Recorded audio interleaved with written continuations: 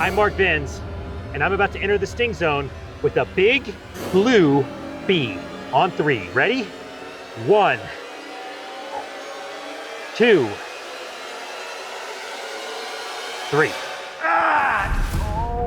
Minutes after filming the sting of the largest bee I've ever gone up against, I noticed something even more striking buzzing around the brush. There's a bee. There's a bee. Got him! Got him! Yes! It's a blue one! You gotta see this, oh my goodness. Oh yeah. Oh yeah. Look at that. It's blue. Holy cow. I think it's now turned from a sting test to a sting comparison. Just a few minutes ago, I was stung by a big black carpenter bee, which walloped me. But I didn't know they came in blue. What's your bet? Black or blue? In this video, we're going to find out which of these giant bees has the more painful sting and which of them will rate higher on the Brave Wilderness Bite Sting Index. And we're back. We have 1 black carpenter bee and 1 blue carpenter bee, the new contender. I was stung by this black carpenter bee. A broad-handed bee is another name for it. Right there, yesterday. This bee is ticked, and it is going to sting the heck out of me. 1, 2, 3. Oh, wow, yeah, wow. Oh, I want to get away. All right, let's get this bee. You see the venom coming out of that hole? Oh, yeah, big bee got me. Big bee got me. And you can see in 24 hours, the swelling has expanded to cover nearly my entire forearm. You can see all that inflammation right there. Check this out, it even jiggles. Cool. But of course, as we were wrapping up yesterday, packing up all the gear, starting to film the aftermath scenes for the BSI rating of the broad-handed black carpenter bee, this new contender entered the picture. We have unlocked a new character, a blue carpenter bee. I have never seen a bee with a blue coat before. And it's not kind of blue, guys. Let's get a tight shot of this. It is really blue. We're talking sky blue coat all over the back of the bee, around the face, on the front legs, and it even has a blue iridescent shine to the wings. So, seeing that this bee is ultra colorful and aposematic, blue is a warning color, I'm thinking to myself, gosh, that black carpenter bee really packed a punch. But maybe, just maybe, the blue carpenter bee is even worse. In my mind, the bigger the bee, the bigger the sting. However, we know from all the sting tests we've done, size isn't the only factor. The potency of the venom means a lot. For example, let's take a quick look back at this small but ultra painful cow killer. On 3, 1, 2, 3. Oh, wow. Oh. Wow. Yeah. Holy moly. Yeah, that's one of the better ones I've taken. It is, I can already tell you right now, the swelling from this tomorrow is going to be so much worse than it is right now. And the pain, the power of the venom in this bee is fresh in my mind. So does the black carpenter bee, being a bigger bee, have a more powerful sting? Or will the real BSI champ be this beautiful blue carpenter bee? There's only one way to find out, and we came a long way to get here in Borneo. So if there's ever a time for a sting off between the black and the blue carpenter bee, this is it. And with that, I think it's time to enter the sting zone once more. What do you guys say? It's time, Mark. Okay, let's put the black carpenter bee aside for now and really focus in on today's new entrant to the Brave Wilderness Bite Sting Index. Now, I will be grading this sting, as always, on 3 factors: intimidation, pain, aftermath. Intimidation, it's a lot smaller than the broad-handed bee from yesterday, but the pain That's what I'm interested in. That coloration could be a warning sign, could be a signal that this bee's venom is way worse than the broad-handed bee. But they're called carpenter bees because of how they reproduce. When a female bee wants to lay an egg, she will bore into wood. They'll leave one egg behind with a ball of pollen. They are pollinators. And then that larva will hatch from the egg, eat the pollen, emerge as a bee, and the cycle continues again. But for me, the takeaway is that these bees have jaws strong enough to saw through wood. And if it bites me, I'm in for a world of hurt. The aftermath, of course, we won't know for at least a day because we've seen what this can do in a day. And I am running out of canvas. Gonna address that real quick. Typically, for a comparison, I like to do the opposite arm or maybe another spot on the arm. This forearm is completely cooked. This forearm, I just got stung by a really strange insect earlier today, and it's wreaking havoc on me already. I've already got a big goose egg here, so I don't want to mess with that experiment. So I think the only blank canvas that I have to offer for the blue carpenter bee is a little further up my sleeve. So I'm gonna take a sting right here. Mark, you look like Papa. Yeah, I know, right? I'm gonna need a vacation after this trip, guys. I am getting nailed. All right. Okay. This is not gonna be good. All right, here we go. I'm gonna really try not to lose this bee. This is the only blue carpenter bee we've seen all week long. This is a rare one. All right, I'm gonna keep the net on standby. You guys ready? We're ready, Mark. Here we go.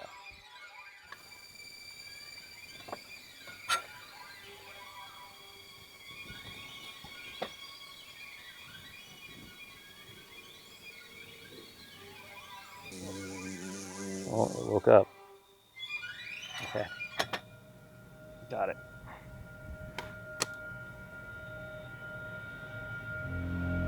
Just so you guys know, I'm not hurting the bee at all by doing this. It is super tough. Oh man, see that stinger fishing already? Okay. I'm gonna have to do this quick. This bee is super slippery. That blue coat is so slippy. Okay, we got it. All right, here we go. I'm Mark Vins, and I'm about to enter the sting zone with a big blue bee. On 3, ready? 1, 2, 3.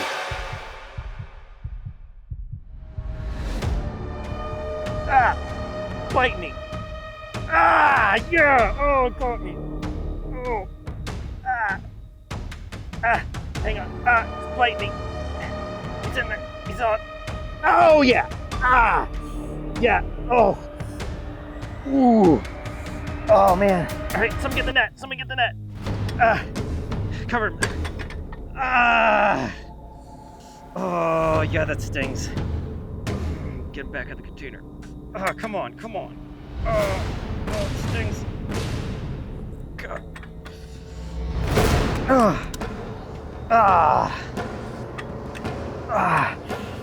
Oh yeah. She's a biter. She's a biter. And she stings. That didn't happen yesterday.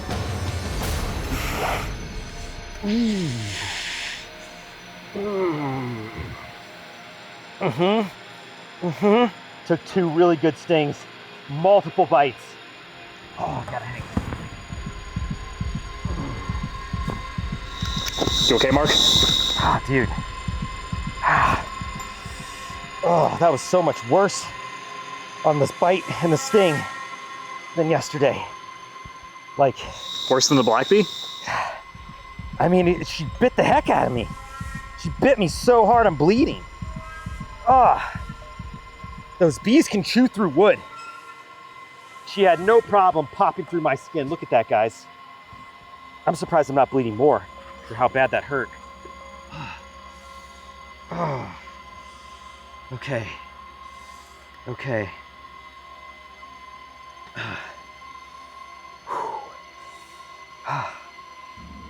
Did you get the shot? We got it. Okay. I don't want to do that again. I think I'm done with carpenter bees. My arm is like, what the heck? What is going on? What are you thinking?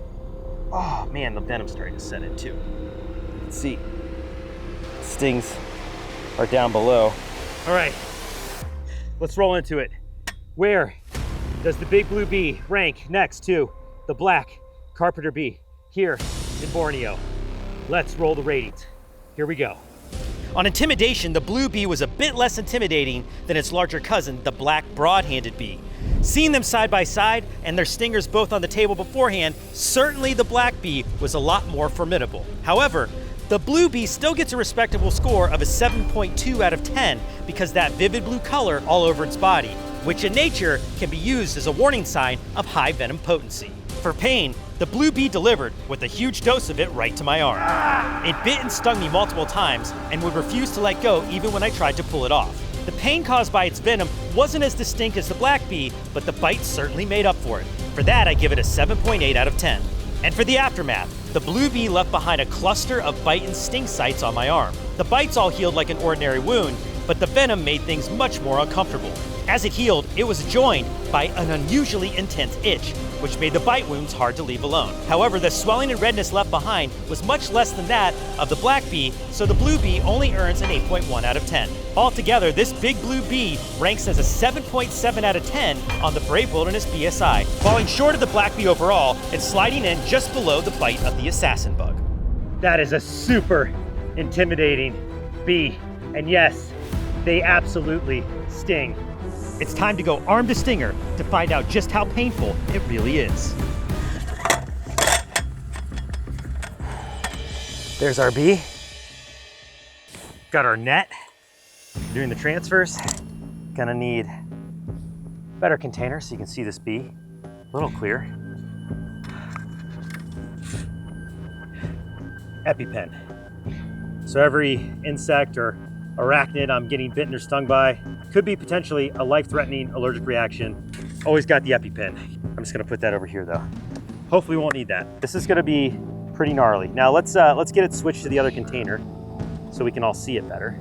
The bee, let's see if I can get it gently. Calming down. There we go.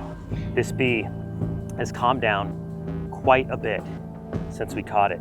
Still have the net on standby in case it does try to get away mid-sting, which has happened before. First thing I noticed, besides the size of this bee, is how hairy it is. It has these long hairs all over its bodies, especially on the legs, the abdomen, and the chest. Just looking at it, it certainly earns the local name, the broad-handed bee. This is a beast of a bee, but let's talk about this species real quick before I take it out of the container. This is what's known as a carpenter bee. And there are carpenter bees all over the world. And the reason why they are called a carpenter bee is because of how they reproduce. Instead of making a hive or a comb like a honeybee, these bees will actually chew into wood, make a pollen ball, lay an egg with the pollen ball in the wood, and then they'll close it off. And that's where the baby bees, the larvae, will hatch, eat the pollen, and emerge as adult bees to do the cycle all over again. But that does not mean that these bees don't sting. They absolutely sting. And get this, unlike a honeybee, they can sting multiple times. So this is more similar to a hornet or a wasp where it can sting repeatedly. You might get swarmed at a picnic by yellow jackets or even honeybees, but these bees are solitary. They're not defending any hive or nest. But when I take this bee out of this tiny container, it's gonna start buzzing and it is gonna sting the daylights out of me. Now let's talk about how we are gonna rate the sting of this carpenter bee. We're gonna rate it, like always, on 3 different factors: intimidation, pain, and aftermath. And I can tell you right now, just looking at the size of this bee and how powerful it is, intimidation is gonna be a big score. Pain, I'm gonna be shocked if the pain of this bee gets below a 5. I think it's gonna wallop me. And then of course, aftermath is something we'll have to track for the next couple of days. Don't worry, you won't have to wait. We're gonna skip past through all the waiting. So at the end of this video, you are going to learn where this bee rates against all the other insects and arachnids, scorpions, spiders, things I've been bitten and stung by throughout my career. I think we're ready for it, Mark. I'm gonna put this net on standby for everybody. If the bee starts to get away, grab the net and grab it, whoever's closer, okay? I have a feeling I'm gonna be in a lot of pain. I don't know if we're gonna be able to like hold this bee for very long outside of the capsule because it is super strong. So I'm just gonna get right into it. The bee's starting to fly, so I'm gonna have to do it under the net. Okay. Now, like most flying insects, it's gonna go up first. Just be careful. Dangerous game of grab the bee.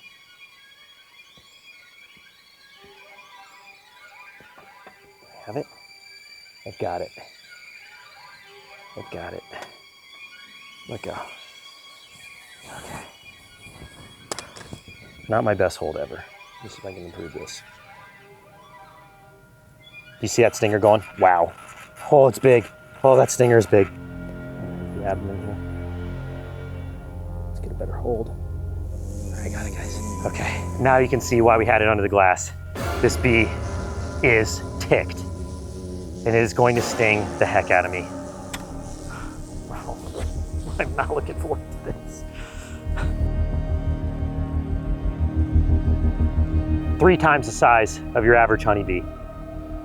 This is always the hardest part, getting stung. All right, I'm gonna do it right here. Right here. You guys got a shot? All right. I'm Mark Vins, and I'm about to enter the sting zone with a giant carpenter bee. On 3. 1, 2, 3. Oh my gosh. Ah! Oh, it's hot. Mmm. Ah. Oh.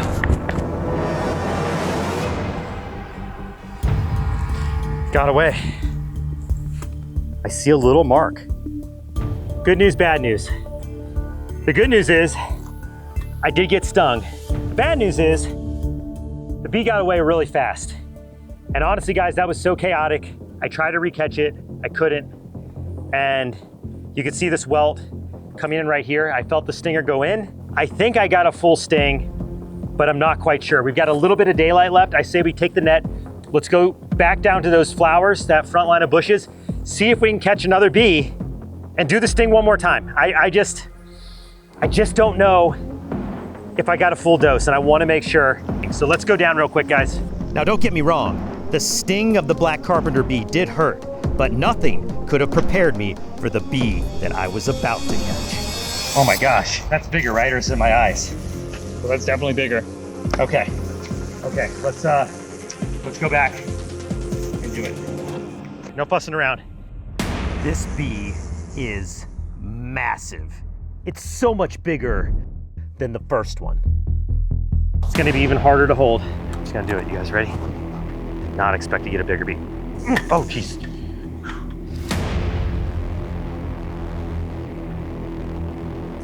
You hear it powerful? It is powerful. It's so big. Get down there.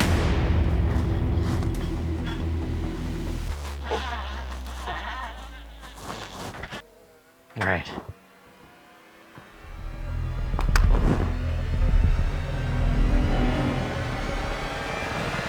One, 2, 3.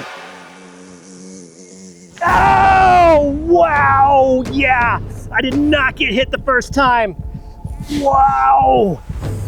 Oh, yeah. Did you guys see that sting? Happened so fast.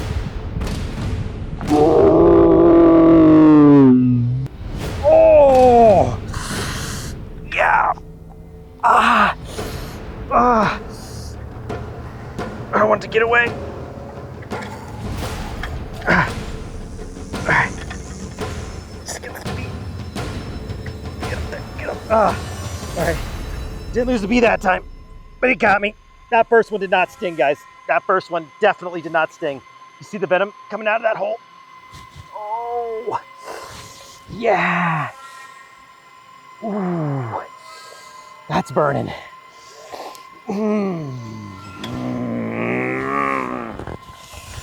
Oh.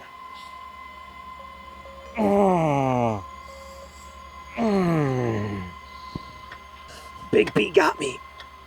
Big bee got me.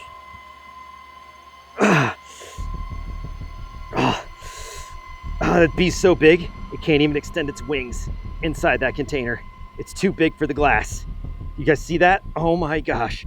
Look at the legs. I got stung by the beast. I'm glad we caught that second bee, because otherwise the Bornean black carpenter bee would have not gotten a fair BSI rating. We're gonna monitor this thing for the next day to judge the aftermath, but you don't have to wait a second.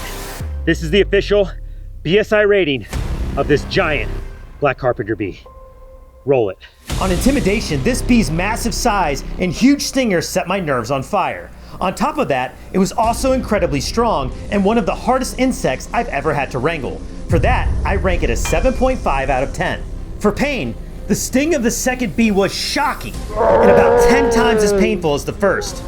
After the first sting, I wasn't sure if this bee was even worth rating in a full video, but after being walloped by the larger bee, I can safely say the giant black carpenter bee of Borneo has a very painful sting, and I was immediately humbled. So for pain, I give it an 8.3 out of 10. Now the aftermath of this sting, like most bees, was the worst part. The sting burned and itched for days and caused swelling so severe that it covered my entire forearm and down to my elbow. Oh, that burns. At its worst, my arm felt like a water balloon ready to pop, so I rate the aftermath of this massive bee a 9.1 out of 10, giving the giant black carpenter bee of Borneo a total score of an 8.3 and rightfully earning a spot way up the ranks of the Brave Wilderness Bite Sting Index.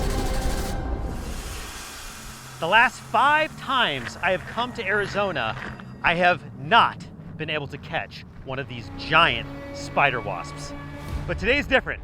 It's different because we've been tipped off to a well-known tarantula hawk hotspot. Let me explain to you why this is a great location for tarantula hawks. Reason number 1, water. In the desert, water is life, and it grows flowering plants, just like this one. You see all these honeybees fast at work? This is exactly the same type of plant that tarantula hawk is going to be after. They eat nectar. So I think the best strategy for us today is to walk laps around this pond, keeping our eyes to the sky and our ears open. These wasps are so huge that you can actually hear them buzzing in through the air. They're like little fighter jets. Zzz. If we can find one perched up like this butterfly right here, that is going to present the perfect opportunity for me to swoop in with the net. Here we go. Desert's waking up. Got the hummingbirds out now. I think that was a tarantula hawk actually that just flew by. Big one. Really? Dang, yeah. Just saw one. Saw my first tarantula hawk. It just went way into the desert. Like no chance, but that was definitely one. They really stand out from the other insects and things flying around out here. I mean, we're talking about a wasp 2 inches long. Today's the day. I can feel it. Today is the day it's gonna change. It's just a matter of patience and persistence. Let's keep hiking around this pond. Got one? Oh. Here we go, here we go, here we go. Whoa! Where is it? No, no, right here, right here. Yep. There it is. Yep. Oh no! That is one. That is definitely one. Oh my gosh.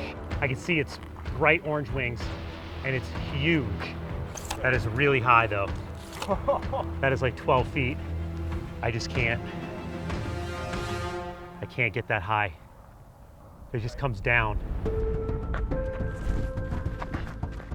Dang it! The drought continues. We just have to find the right one. Yeah, at least this guy's catching stuff out here.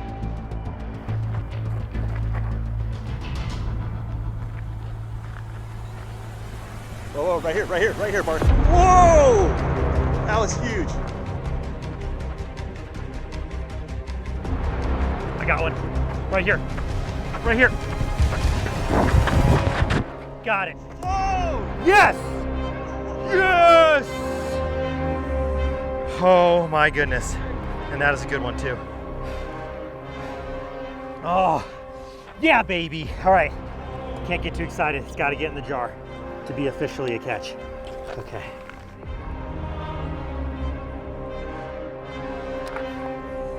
Yeah! Yes! I cannot believe that catch. That was so epic. What a fitting way to end the drought of catching tarantula hawks. Oh, Oh my gosh, guys, I was like, man, if this doesn't happen today, I don't think it's ever gonna happen. And now, unfortunately, this victorious moment I'm feeling is about to turn into a world of pain because I've set the table for me to enter the sting zone with one of the colossals of sting, the tarantula hawk. Whew. Let's go set up the sting table. Here we go, it's game time. Oh my gosh, guys. Look at the size of that tarantula hawk. That is a massive tarantula hawk. And I have to say, I have not been this amped for a sting video in a very long time. We have put in the work to feature the tarantula hawk on the Bite Sting Index, and today, it's going down. But before we get into that, check this out. Not only did I catch one tarantula hawk, I caught two. And the reason I want to show you both of these insects is because although they look similar, they are very different. And it's important for you to know the difference if you're ever out here in the Southwest and encounter one of these giant flying insects. And the way I'm going to show you how they're different is by demonstrating. Here we go. You ready? You guys ready? Yep. Okay. And get out the second tarantula hawk from the container. Here we go. You ready? This is one of those moments where you really hope you're right about what you've learned. 1, 2, 3.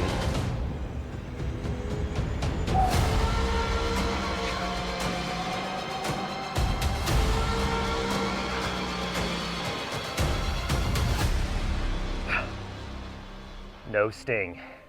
And that is because what I'm holding here is a male tarantula hawk, and they do not possess a stinger. Now, the reason why the males do not possess stingers, and this is true in almost all stinging insects, is because a stinger is really just a modified appendage for laying eggs.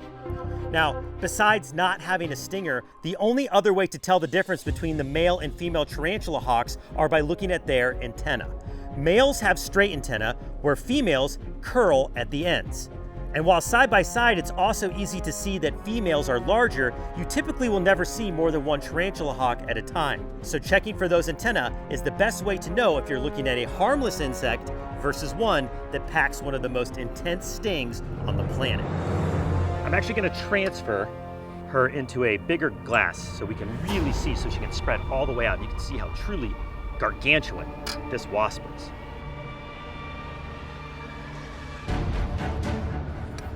Okay, there we go. Wow. Oh my goodness. What a monster wasp. Guys, look at the size of that abdomen. This is the biggest tarantula hawk I have ever seen. Now, the reason they're called a tarantula hawk is because how they reproduce. These enormous wasps, one of the largest wasps in the world, feed tarantulas to their young. And the way they do that is they will fly around the desert looking for these giant spiders. Once they find one, they will swoop down like a bird of prey, catch it, sting it, paralyzing the tarantula, and then lay eggs inside of it. So, when those eggs hatch, the very first meal of a tarantula hawk's life is a giant spider. And then they will emerge from the burrow as a fully grown wasp and feast on nectar. I've seen these wasps dragging spiders across the desert 10 times their size. It's truly unbelievable just how powerful the tarantula hawk can be. And the last thing I just want to note before we get into the sting test is look at the legs of this wasp. They are extremely long. In fact, when you see them flying through the air, you can see those long legs dragging down behind them. And the reason they need to have such long legs is so they can grapple those spiders and inflict that paralyzing sting. That are also covered in tiny hairs. Got some hairy legs there, lady. Well, now that we know why it's called a tarantula hawk, and we've been able to take a closer look, I think it's time for the moment that you all came for. It's time for me to enter the sting zone with one of the largest wasps on the planet. Here we go. All right. I often get questions, Mark, are you just over the fear of stings by now? No. I always get a lot of anxiety before taking a sting for a first time, especially when it's one of the titans of sting. The tarantula hawk sting is notorious. It's put right up there with the bullet ant. And when it comes to stings that I personally witnessed, I cannot think of one more terrifying than when I saw someone get stung by a tarantula hawk. As much as I've been working hard with the team to find one of these tarantula hawks for this sting test, in this moment, whoo, buddy, I'm feeling the nerves. The sooner I take the sting, the sooner I get to healing. That I know for sure. All right, I'm getting the signal. You guys ready? Yeah. It's go time.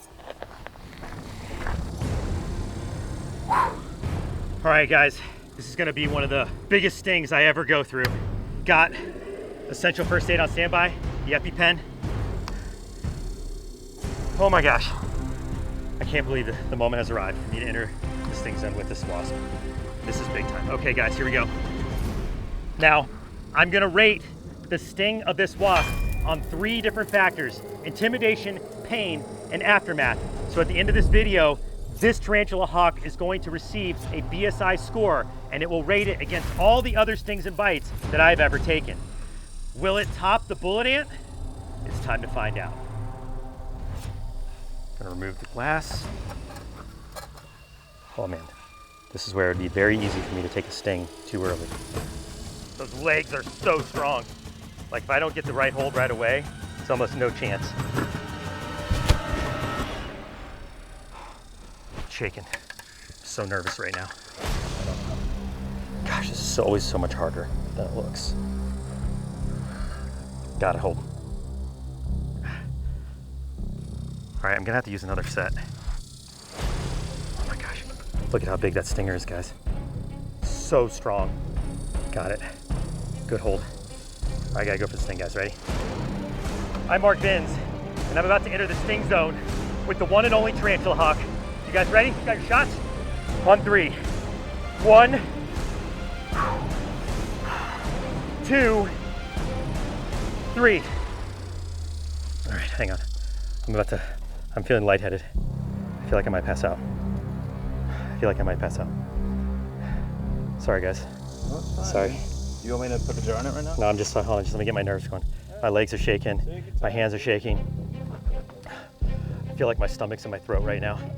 I've never felt this like this before, Sting. This is like next level terror.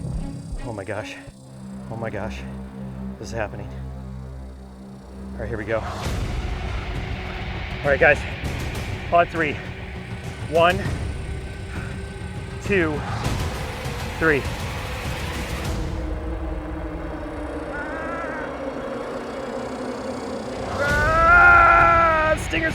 Stinger's hit! Oh God, I didn't get a good sting though. I gotta do it again. Oh, that hurts. It didn't get good. It didn't get me good.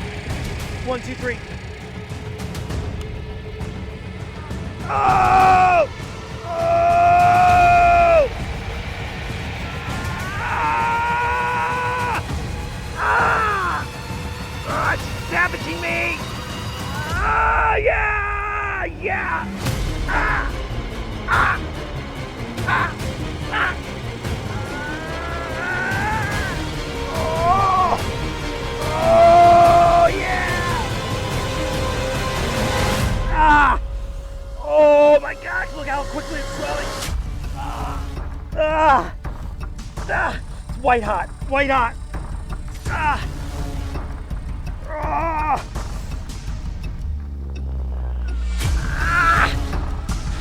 You all right, man?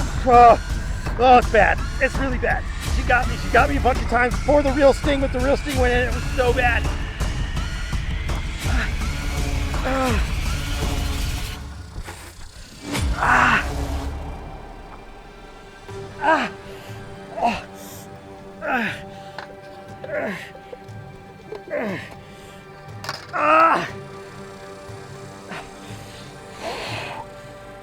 Describe the pain. White hot. It's like gasoline onto the skin, torched. It's like someone put a match right on it. Ah, that's the real deal. Look at the swelling already. Matter of seconds, it's already swelling up. All right, guys. I feel like my voice is going. All right. Well, I've survived so far. I don't think I need the EpiPen, but my voice is shot.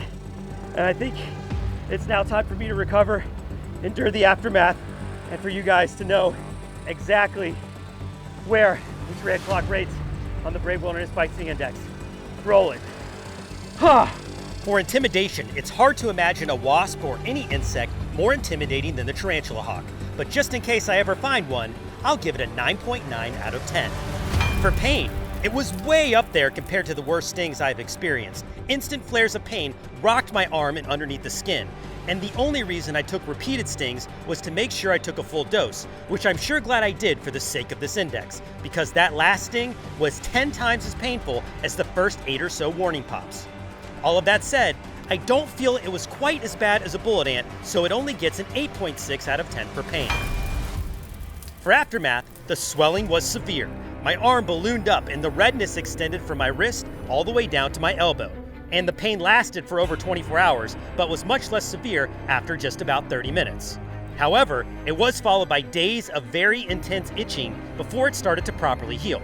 For that, the aftermath gets an 8.5 out of 10, giving the tarantula hawk a grand score and BSI rating of a 9, making it the second worst sting I have rated so far, and just barely falling short of the current king of sting, the bullet ant. Needless to say, while tarantula hawks are typically non-aggressive, you should never attempt to do what you saw in this video. Take it from me, it was a very painful experience I hope to never have again. Ouch. This desert is teeming with all sorts of venomous creatures, and the best time to find them is after dark. The sun is finally set, headlamp is on. This headlamp is going to be the main tool that I use tonight to find one of these tarantulas. So I'm going to use my headlamp to sweep from side to side. There's not a lot that gives away other than just getting a light right on the tarantula itself. And then comes the tricky part, actually catching one. I also have a snake hook with me tonight, which could come in handy in catching a tarantula. But the main reason I have it is because this is prime rattlesnake territory. There's a lot more things crawling around out here than just big spiders. These spiders are out tonight hunting, but if they're near their hole, they'll quickly tuck back in. If I don't get close enough in time, it's pretty much game over and we'll have to find a new tarantula to catch.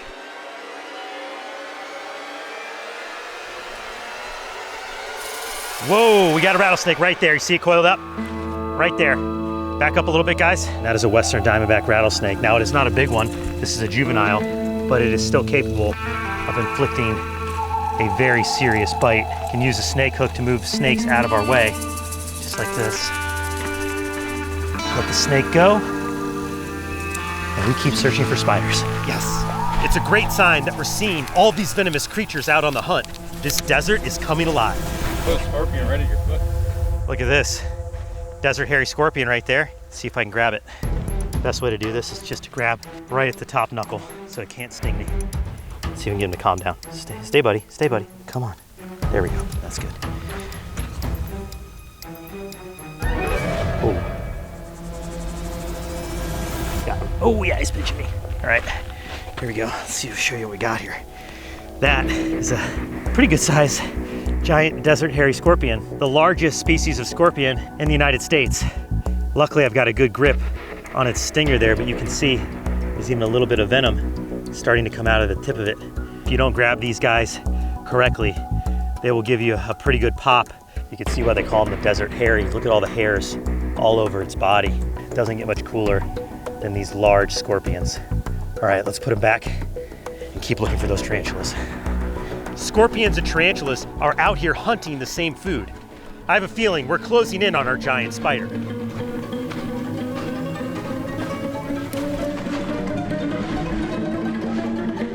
Oh, I got a spider right there. Let's go. All right, I got my container. Let's see if we can get a catch. Okay, its hole's right here. I'm going to need to move in carefully. That is a big male. Oh no, lost it.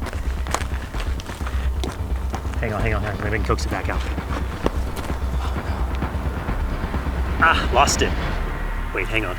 It's still there. I got it back. Snake hook is coming in clutch. Okay, coax it this direction. See it rearing its abdomen up. Okay, oh, just bit the snake hook. Here we go, guys. Got it. Here we go. Woo! Oh, buddy, that is a good one. Big male desert blonde tarantula. After a little bit of searching and a little bit of luck, then we brought the snake hook. We got ourselves our tarantula for the bite test. All right, let's hike it back in. Let's go, guys. Yes! As fate would have it, as we were heading back to start setting up for the bite test, we saw an even bigger spider. Oh, another tarantula. This one looks bigger. Oh yeah, okay. Let's try to catch this one too. All right, I don't know how close it is to its hole, but I'm gonna go in for the catch. Here we go. Holy cow, that is a huge freaking spider, guys. Wow. Cha. Ho, ho, ho, ho, ho! Oh, that is the specimen we have been after. That is a truly huge tarantula. I did not expect this. Not one, but two huge desert blonde tarantulas. What we have here are a male and a female. And unfortunately for me, I think this video just turned from a tarantula bite test to a tarantula bite comparison. And I'm sure you are as curious as I am which of these two spiders has the more painful bite. It's time to find out. I am definitely nervous. Oh man. Oh my goodness.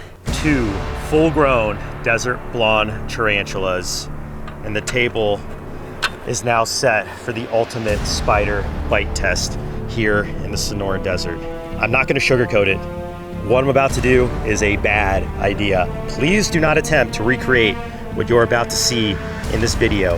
We have two tarantulas here in front of us. We have a male and the female, which we found unexpectedly. I think it is worth doing a bite test comparison to see which bite is more ferocious, because these spiders live very different lives from each other. Females actually live for a lot longer. We're talking 25 years for a female tarantula and only 5 to 10 years for a male. Females tend to bunker down. They stay a lot more localized to their nests, where the males are much more nomadic and predatory. I have a suspicion that we have a very different bite profile to these two spiders, and we are going to put that to the ultimate test. Let's take a closer look at Arizona's largest spider. Ladies first. In order to get some really good footage of the spider, I'm going to move it into this glass dome. And of course, we don't want our spider to get away. All right, delicate little procedure here. Wow.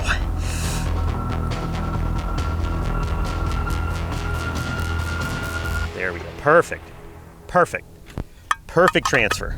Oh my goodness. The fangs on these spiders are enormous. It's not just going to be the venom that I'm up against today. We're talking actual puncture wounds from fangs that large. In terms of what they're out here hunting and eating, pretty much anything that they can grapple onto. They are very strong spiders, and of course, possessing those large fangs, they could subdue a variety of prey. Even small lizards would be a good meal for a spider this size. The females tend to be a little bit bigger than the males. They are called a desert blonde tarantula, predominantly because you can see those hairs and just how blonde they are in the middle. But that is a full-grown desert blonde tarantula. The best way to probably go about doing this is for me to grab it by its carapace, the top of the head of the spider, and I'm gonna try to pin it, grab it, and then I'll be able to show you the fangs and of course inflict the bite right here on my thumb. All right, brought a couple things with me today. I have a large pair of tweezers. Of course, we always bring first aid kit. The thing I need the most is the EpiPen. The worst outcome that can happen besides the pain that I'm about to experience is an allergic reaction. I think it's time to take the first of 2 bites from a tarantula. Okay, here we go.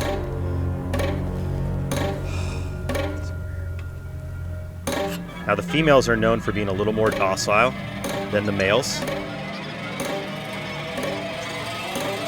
Beyond, oh, easy girl, easy girl. Back, back, back. So you see how it's rearing its abdomen up right there? Beyond their capability to inflict bites, they also possess another defense mechanism, which is to flick the hairs off their abdomen. Females are rumored to be less aggressive, but this one looks ready to bite. And what I'm trying to do right now is to get a good hold on the carapace. This is the safest way for me to hold it for both me and the tarantula. There we go. Oh, geez. Okay, that made my heart jump. Okay. The spider just wants to come right at me. Oh my gosh. Did you hear that? That is the sound of spider fangs scraping the table. Okay. Look at the size of those fangs. And their fangs are retractable, just like a snake. And they are thick. We're talking some very large fangs. Those are going to pop holes in my skin for sure. Gotta get up a lot of nerve to do this. Okay, I've got a good grip on the spider. I'm gonna go for it. On 3. I'm Mark Vins, and I'm about to take a bite from Arizona's largest spider, the desert blonde tarantula. On 3. 1. I'm so nervous. 2. 3. Spider's fangs are on my skin. Ah! Yep, got me. You can see there's a little blood right there. Only popped one fang through. I think I gotta take a better bite, guys. It wasn't a good enough bite. All right, I'm gonna do one more. Ready? On 3.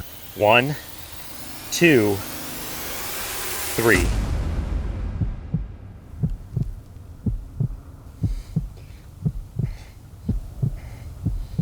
Ah! Yeah, that time it got me. That time it got me good. Oh my God. That freaked me out. Oh my gosh. Okay. Hang on, let me get the spider back. Get back in there, girl. Get back in there. Yeah, see right there. See that? Definitely burns. Oh my gosh, my adrenaline is like firing right now, guys. I feel like my soul just jumped out of my body. That is the most freaked out I've been around an animal. And it definitely burns. Oh man. My neck, okay? Yeah. My neck is like seized up. It's like I've got a cramp right here. I don't know if it's from the bite or if it's from just the nerves and the tension. Oh my gosh. I think it's nerves. I don't think it's from the venom. Definitely burns. It's definitely a burning sensation. I had to really try hard to get that spider to bite me. I want to point that out, that this spider did not want to bite, but that was not an aggression bite, for sure. Okay, I think I'm good enough to do another bite. I think it's time to bring in the second tarantula and see if the male can inflict a more aggressive bite wound, which I have a feeling that's gonna happen. Males are known to be more aggressive, and that's why I wanted to do a bite test here. Much darker in coloration than the female too. Not looking forward to this. And my hand still burns from that first bite. Okay, come here. Come here, you. Come here, you. Okay. Got a pin. Oh my gosh. Way stronger. Way stronger. Way more aggressive. Look at it attacking.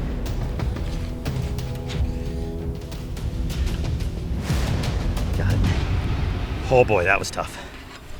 Okay. There you have it. The male desert blonde tarantula. Here are the fangs.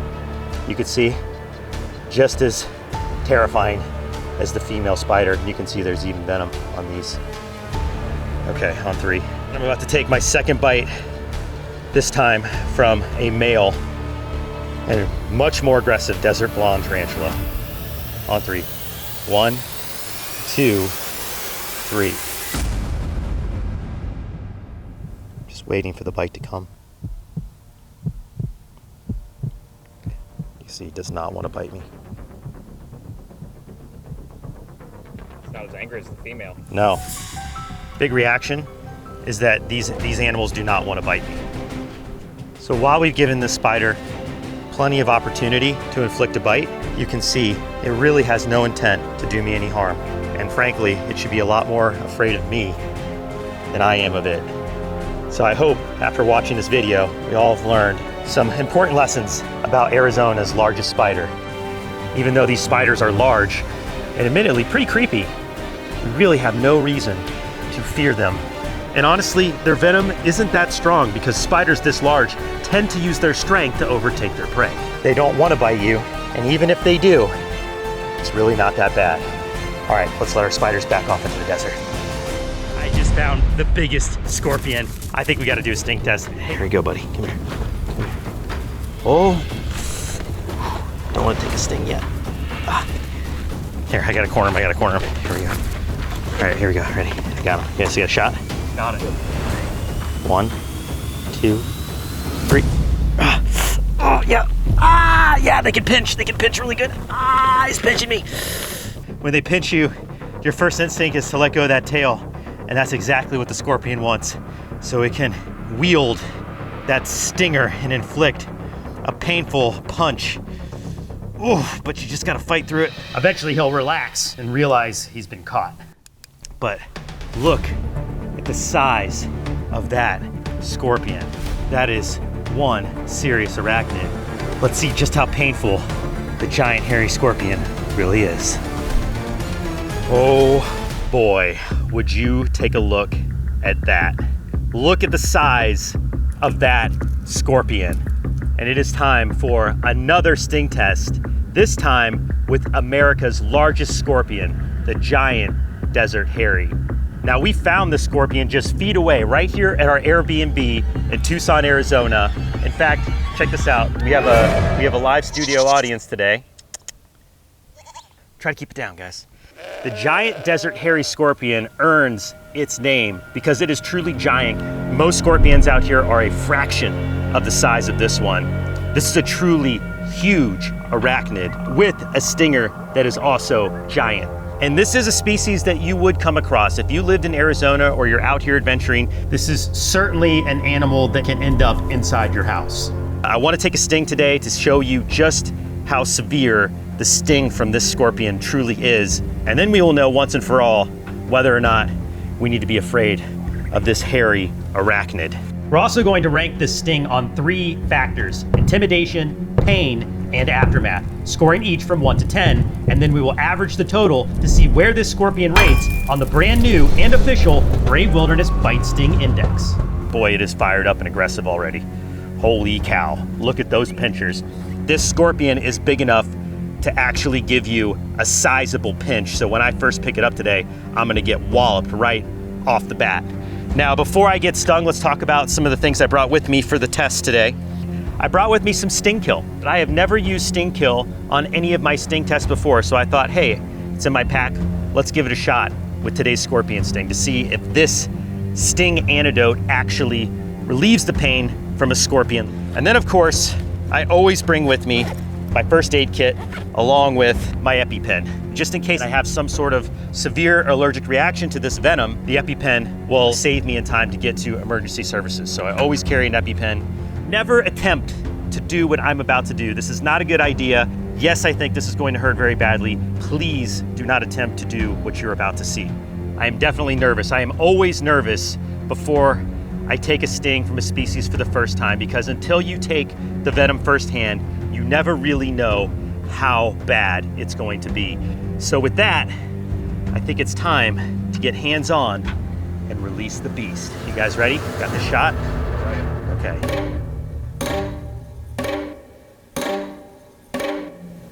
Careful. Whoa. Now I have to grab the scorpion without taking sting. Man, it's fast. I'm gonna use this platform to help keep it on the table. All right, so the object here is to not get stung before I'm ready, but in order to tail of the scorpion, I need to grab segment right behind the telson, which is the stinger. And this is a one-shot deal. You do this wrong, you are getting stung almost instantly. All right, ready? 1, 2, 3. Got him. And then he's gonna try to pinch me with those big pinchers. Ah, yeah, he's got his pincher on me there. Oh, right under my skin. Now, I have a good grip, and we can talk about how the scorpion feels. Its exoskeleton is very rigid and hard, almost as hard and tough as a crab or a lobster. So I am by no means gonna squish or hurt the scorpion by holding it like this. And yes, those pinchers can give you a wallop of a pinch. Ah, yeah. One more time for good measure. Now, another kind of interesting thing is the face of this scorpion. You can see it has some eyes right here at the sides, and it has eyes right there in the center, similar to a spider. It gets its name, the giant desert hairy, not only because it's giant in size, but because it's also hairy. You can see the hairs off of all the appendages, and you can really see the hairs coming off the tip of the stinger there. You see that? And those hairs help the scorpion sense its environment. This is an arachnid, having 8 legs, related to spiders, but of course it has a much different defense mechanism than a spider. Spiders use fangs to inject venom. Scorpions inject venom with the stinger on their tail. Okay, I think it's time to talk about the business end of the scorpion. The sting of the giant desert hairy is delivered by the tip of the stinger, the telson, which has a venom gland within it that delivers its venom like a hypodermic needle. And this animal uses its sting as a means of defense and predation. This scorpion will be out hunting at night. Once it finds a prey item, which would be other small insects, arachnids, or even a small lizard, it would grapple it with those large pinchers and then inflict a painful sting, subduing its prey so they could be eaten alive. But in this sting test, it will be using its stinger as a defense mechanism against my hand, just like any would-be predator. Okay, it's time to go hand to stinger with America's largest species of scorpion. You guys ready? We're ready, Mark. So here's what we're gonna do. I'm going to cover the scorpion with my hand, my left hand, and I'm going to release the stinger. When I do that, this scorpion is going to instantly go into defense mode and rapidly sting me with that tail. And I can tell you right now, this scorpion is fired up. It is ready to go. It's pinched me multiple times, and it means business. You guys ready for this? I'm looking at the tip of that stinger right now. On 3. 1, 2, 3.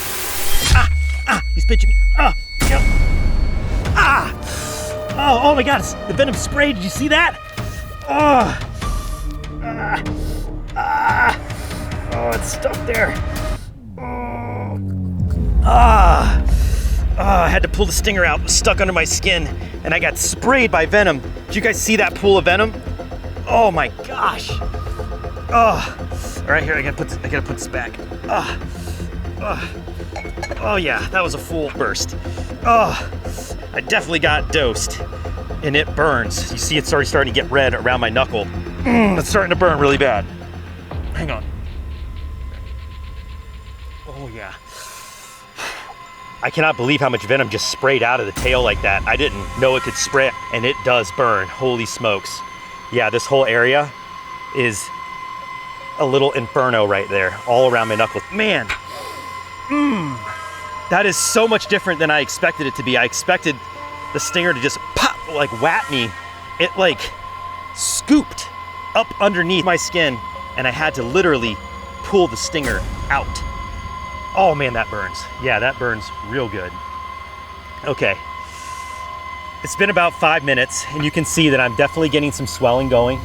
We're gonna continue to monitor this sting, but now it's time to officially rank this sting. For an intimidation factor, seeing that huge tail jab me over and over and all that venom spraying out was super intimidating, so I give it an 8 out of 10.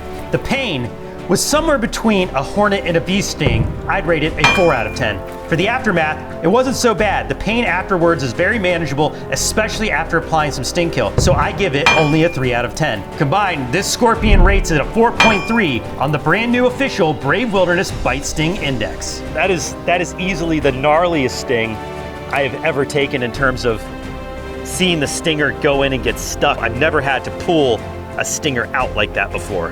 That was wild. But in terms of should we be afraid of this animal, I don't think we should be any more afraid of the giant desert hairy scorpion than we are of your common bee or wasp. I'm gonna be looking for stumps, old rotten logs, flat rocks, things that we can flip that might conceal some of the creatures that we're trying to find. Let's make our way down here to this creek.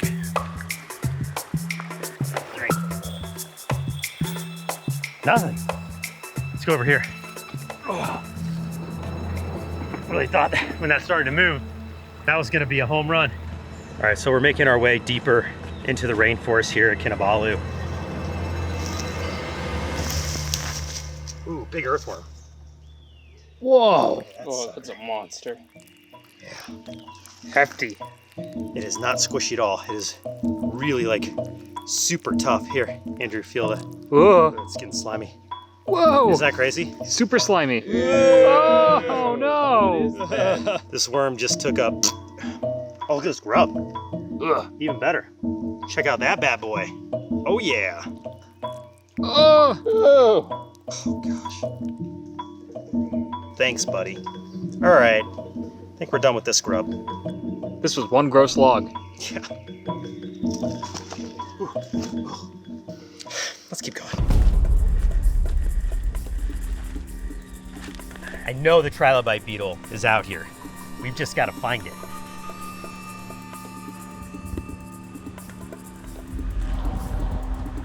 If you're ever out flipping in any environment, whether it's rocks, logs, leaves, whatever it might be, always be considerate and try to replace the environment just how you found it. Bunch of stuff there, major roots. Oh my goodness. Guys, look at the size of that millipede. Hang on, let me see if I can get it.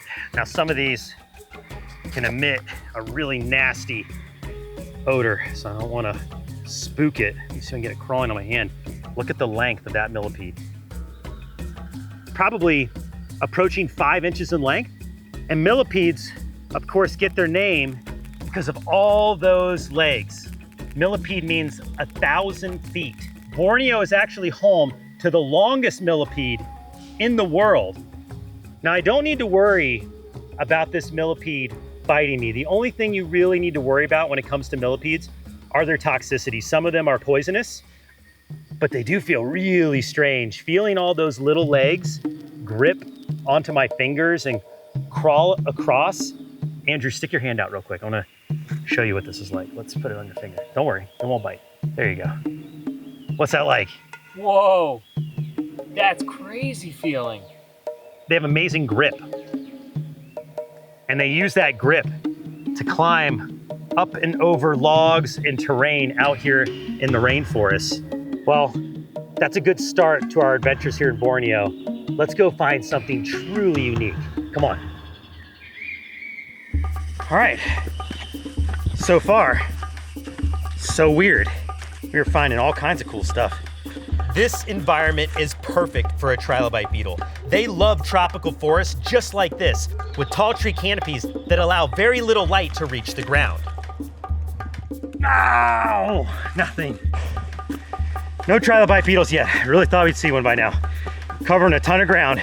Probably hiked at least 4 miles already. Oh man, look at this snag. Oh, here we go. Another kind of millipede. This one's even cooler than the last one. What you're looking at is an armored millipede.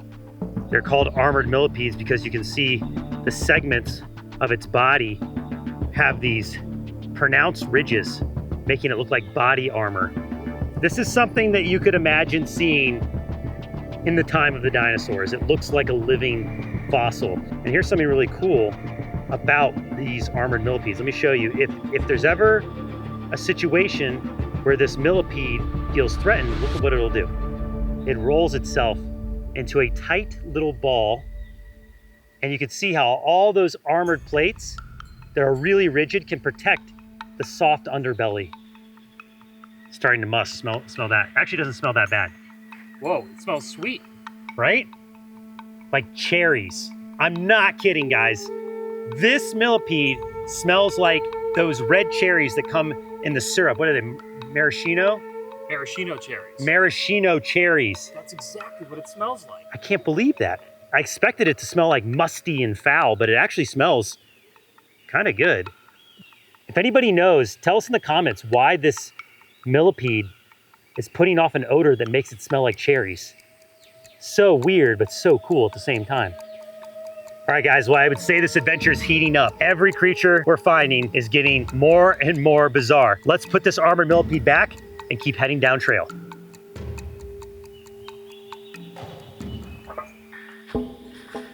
Sometimes when you're flipping, you forget to just look. So I try to always make a rule of like 3 flips, observe. Oh, wow. Got a bit of a break in the canopy here. A lot of light.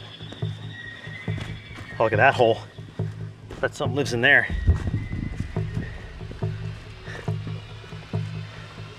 Whoa, look at this log snag.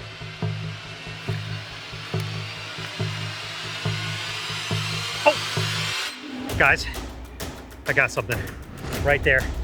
Here, can you throw this in my backpack real quick? I'm gonna need both hands. Put your cameras right there. We got a Trilobite beetle. Hang on. Nobody move.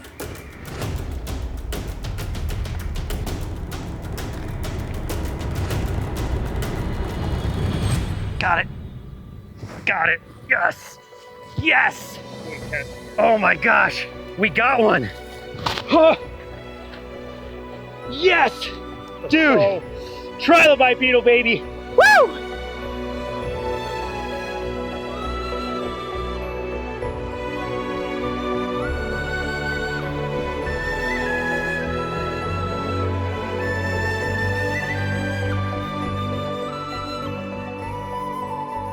Oh man, I am pumped. If you guys are wondering, and if you can't tell, this never gets old. Finding a new creature for the first time, this is why I do what I do. This is what I love about making videos on Brave Wilderness, discovering creatures like the Trilobite beetle. Wow, I feel like a little kid again, guys. Okay, first of all, it is a beetle. I know it looks a lot like the millipedes that we found earlier on this adventure, but it is not a millipede. And it gets its name because it looks like a trilobite, which of course trilobites have been extinct for hundreds of millions of years, and we only know them by their fossil remains at this point. Now, I've actually dug up trilobite fossils in Utah before that were over 500 million years old. And I have to say, those fossils really do look like the trilobite beetle that you see here today, especially those upper body segments. This is nearly a living version of an animal that looks like something super prehistoric. Right away, first glance, you're thinking millipede. Then you see how it slinks its body along, and you're like, man, is that some kind of worm? Is that some kind of larva? It kind of looks like a helgramite like we've seen along the streams in North America, but it's definitely not. And then you go to the tip of the head there and you see that tiny little head with its beady little eyes and its 2 little antennas sticking out. Look at its abdomen, guys. It almost moves around like a little inchworm. It has like a little foot at the back of its tail and just beep, inches along. As it's crawling around, of course I feel the little tiny legs making contact with my skin, but I'm also getting this like wet sensation. And I've noticed, if I flip it upside down, that little foot. Yeah, that little pad right there, it's wet. I can feel it slinking across. And I don't know if it's like laying down a track of pheromone or what, but it's cold and it's moist and it's weird. It's very weird. And they're very rigid. It's got a cool feel. Andrew, you gotta try it. Whoa. See what you think. Whoa. It's like she has a suit of armor on. Totally, and it is armored. That is a defense mechanism because look at how slow she moves. This is not a fast creature, so it's gonna rely upon that armor to ward off predators. Also, the aposematic coloration. I'm gonna guess that this insect has a pretty foul taste. And what's even weirder than its appearance is how different it is from its male counterpart. Let's take a look at the male version of this trilobite beetle right here. What? Are you kidding me? And here's the thing, guys. Scientists were puzzled by this for over 200 years. When this creature was first discovered, they could not figure out what the male of the trilobite beetle looked like. In fact, it wasn't until the 1980s that a scientist actually followed around one trilobite beetle for days and days and days, and it saw them mate. That was the only way scientists were able to find out the male version of this species, because the female is just so unique. And not anything against the male version of this insect. Cool looking beetle, right? But nothing is gonna top the cool factor of this female trilobite beetle. And this is probably gonna go down as one of the strangest creatures I will ever get to present to you on Brave Wilderness, the trilobite beetle. Yes! I hope you guys enjoyed this one as much as I did. I'm Mark Vins. Be brave. Stay wild. We'll see you on the next adventure. All right, let's go. Whoop. Let's go put this beetle right back where we found it. Let's go diving. Diver heading down. Today we are searching for the mysterious Lembeh Sea Dragon, easily the smallest dragon on planet Earth. This creature is so hard to find that it remained undetected until 2006 when it was first discovered. Information about it is still extremely limited, as they are notoriously difficult to find due to their size and the fact that they are fast swimmers. Our goals for today are to locate one, capture it on video, and of course observe it and learn more about the behaviors of this bizarre animal. We are diving in a very unique place in the world called the Lembeh Strait, which is right in the middle of the Coral Triangle of Indonesia. The type of dive we are on is called a MUCK dive. This is because we will need to search through loose sediment on the seafloor, or the muck, which is the correct environment to find the Lembeh Sea Dragon, as they are often sighted around the slime and algae that they resemble. So we'll start looking by scanning the seafloor for areas that have good hiding spots for the sea dragons to blend in. Our air supply is limited to 50 minutes. Let's get searching.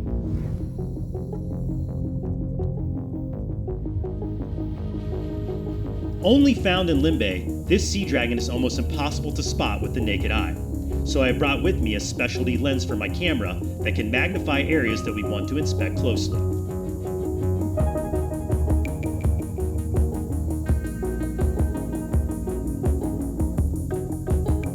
And there you have it, first spot of the day.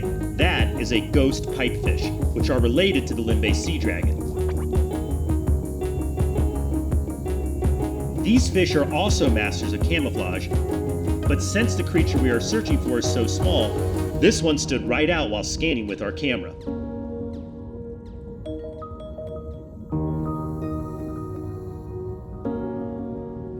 It appears to be a delicate ghost pipefish, and the way I can tell that is by those weedy looking appendages underneath its snout, and the lack of hair on the rest of its body.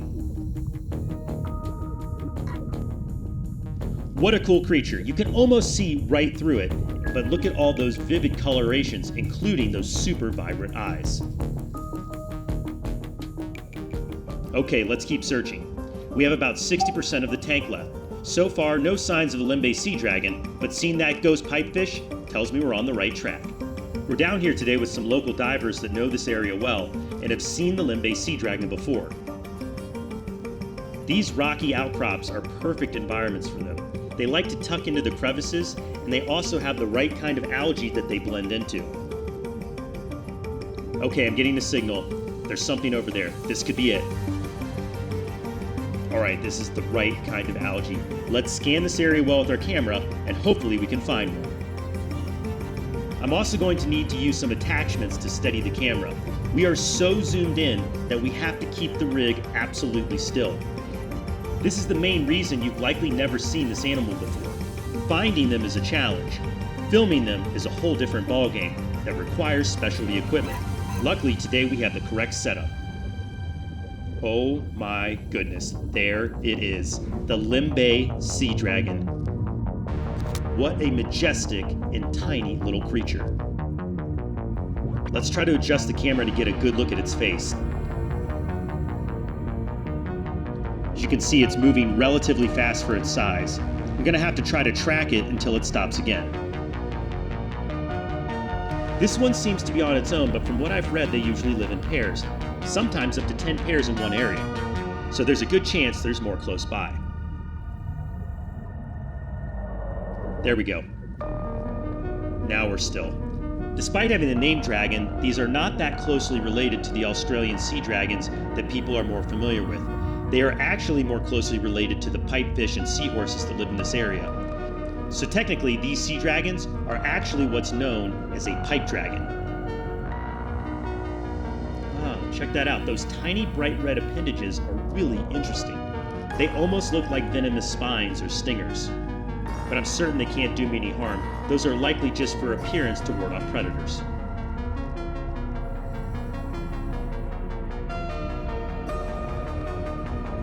Oh nice, check that out, there's another one.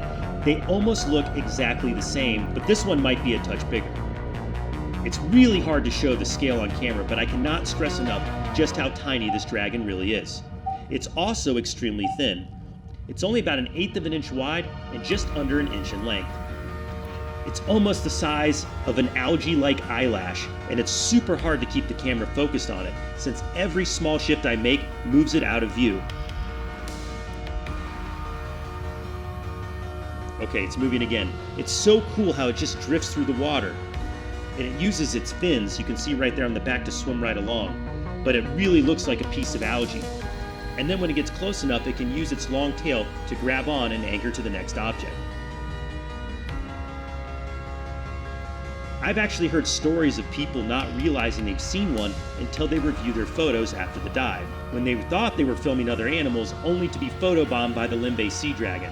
But I have to say, as far as a photobomb goes, the Lembeh Sea Dragon is one I would welcome any day of the week.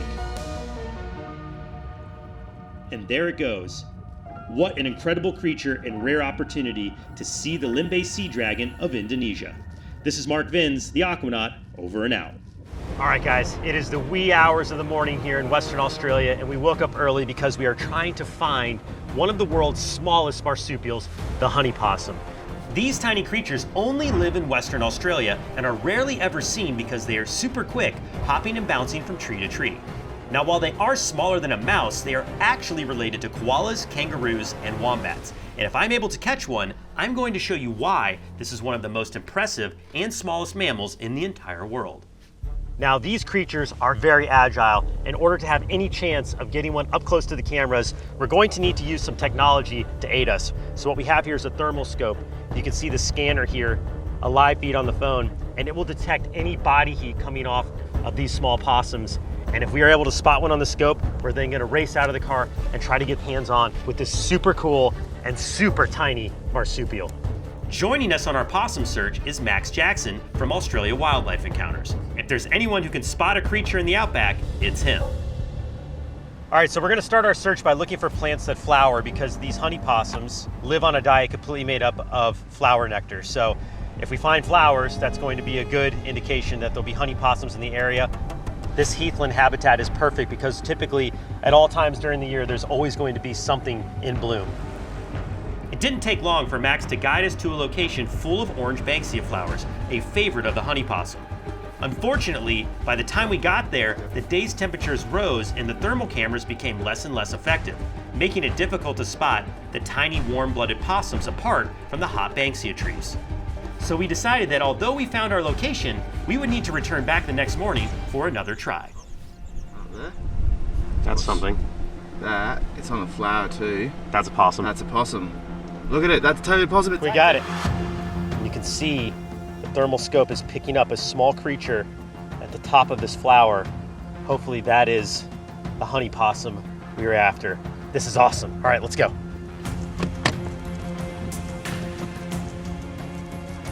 Oh yeah, I see it. Yeah, I see it. Yeah, I see him. I definitely see him, man. He's flying around there. Yeah. Alright, do you want me to hold, stand back and you see if you can go for a grab? Yeah. I'll keep an eye on it with this laser. Okay.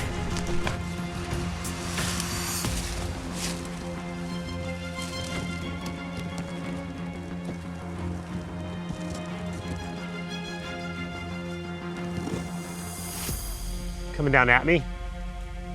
Yeah, I don't see anything. Thought I saw a flash of it when we first walked up, but it's hard to tell. It could have just been a branch in the wind. So I saw him moving down, I kind of lost track of him from there. Oh, hang on, there. There, that's him. He's moving around, he's at the bottom. He's like, there's this head level, he's around there somewhere. Okay. So he's gonna be at the top of this tree.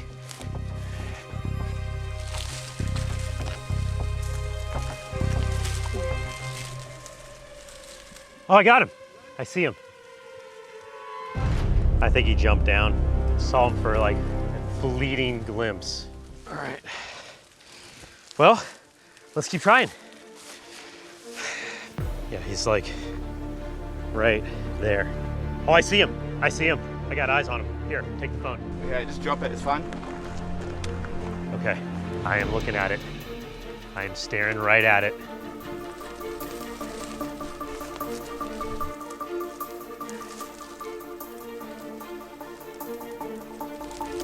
Oh, I just jumped. Yep.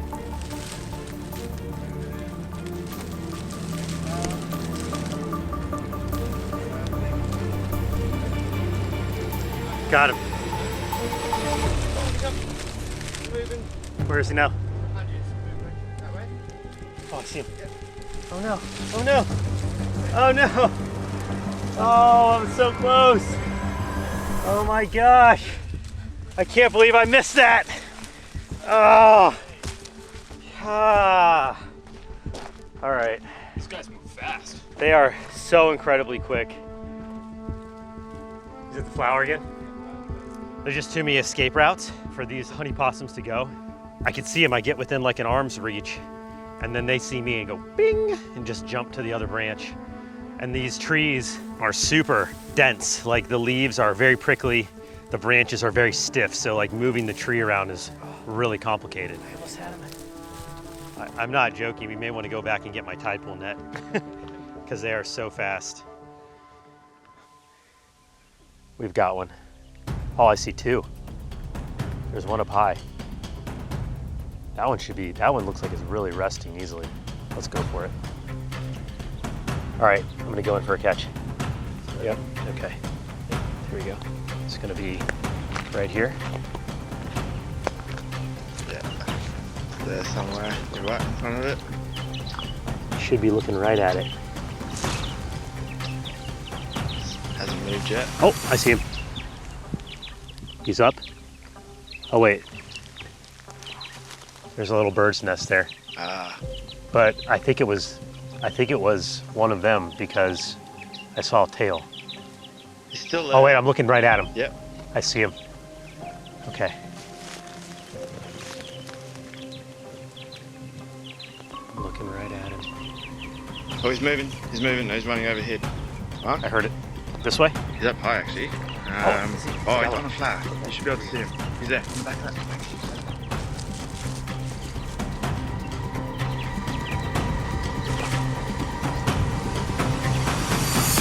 Got him. Yes! Got one. Oh, we got a honey possum, guys. That was awesome. That was awesome. Hi. Oh my goodness. You are the cutest thing I have ever seen. Okay, the sun is coming up. Let's let the light expose the habitat a little bit better, and then we are gonna show you this tiny little creature up close and personal. Oh, guys, look at how small this marsupial is. And yes, I know at first glance, it looks a little bit like a mouse, but in fact, this is a marsupial, namely because of how it rears its young. That when they're, hey buddy, it's okay, it's okay. It's a little nervous, I'm gonna talk a little quieter. So this little honey possum can give birth to 2 to 3 joeys at a time. And when they are born, they are no bigger than a grain of rice, making them the smallest mammal at birth in the world. And then they'll be reared in their mother's pouch for up to 3 months before they venture off to find their own flowers. These little honey possums can drink up to 7 milliliters of nectar in a day. That's the equivalent of a human being drinking 50 liters of soda. Could you imagine? So their metabolism is super fast. They are pretty much always hopped up on a good diet of sugar. Hi, look at that iconic snout, which is developed to help them get at the plant nectar, the flowers in these banksia trees. They are perfectly adapted for their food source. In addition to their slender snout, they also have a very long tongue, which is up to 1/4 length of their entire head. This tongue is covered in, hold on, I gotta get a better grip, sorry guys. We're almost done, we're almost done. We're gonna put you back on your flower, don't worry. Okay, let's see if we can feed our friend here some sugar water. All right, ready? Oh yeah, look at that. Somebody was thirsty. You can see how it uses that little tongue to lap up the nectar. Yum, yum, yum, yum, yum, yum, yum. Oh my gosh, look how long his tongue is. Now their tongue is covered in bristles that helps it extract the nectar out of the flowers.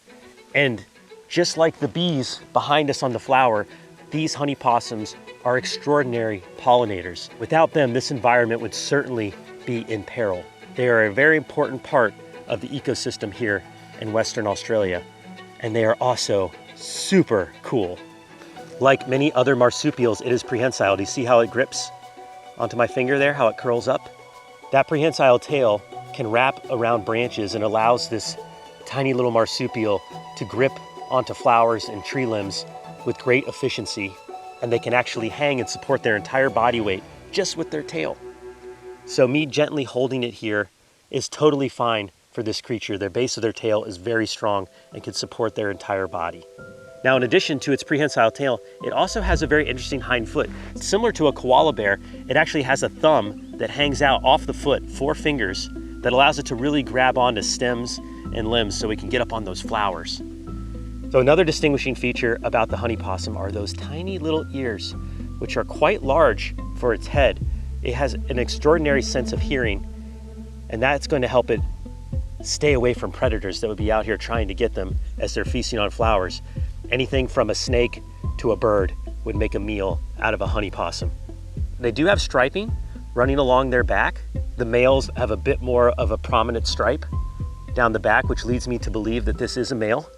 Sir, thank you for joining us today on Brave Wilderness.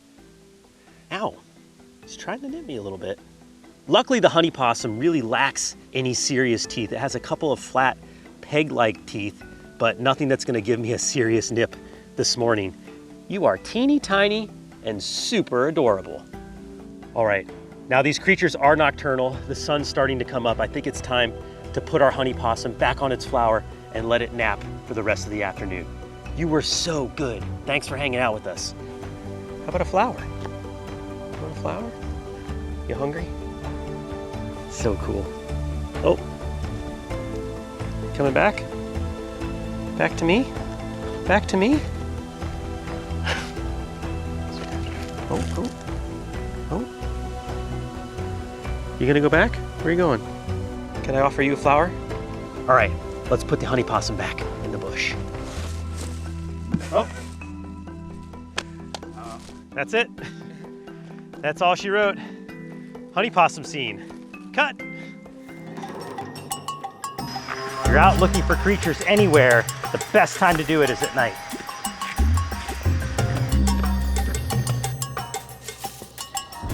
Can you see the blue eyes? Yeah. All right, we've got a blue-eyed angle-headed lizard. It's a type of dragon, but you can see it's got some super eccentric details. It's almost like it has a wacky hairdo with those spines up and down the back, but it's sleeping right there on that limb. We're just gonna leave it alone. It's a little too high up anyway. Let's go. When you're out night herping, best tool you can have, headlamp. Headlamp or flashlight. The main purpose of using these lights is to illuminate the forest, but also really to get that eye shine popping off the eyes of all the nocturnal creatures that live out here in this jungle. Oh, we got something right here. Let's see if I can get it to climb onto my hand. Another strange creature of the night. We have a spiny stick insect here. This is just a juvenile. It's not a very big one. And look how it just remains completely still. Thinks it's camouflaged on a branch. But you're not. I see you. Wow, just like pinched me with its feet. Ah! Spiny. Ah, spiked me with those sharp legs. It's got spines all up and down the legs too. All right, we've had a good look. Let's put this spiky stick back on the plant. All right, guys. One of our spotters out here hiking with us tonight just signaled that they saw something on. What do we got?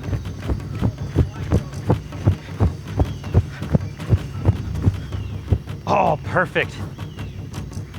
Yes. This is awesome. Okay, guys, it's staying put. This is great. I can probably just get right next to it. All right.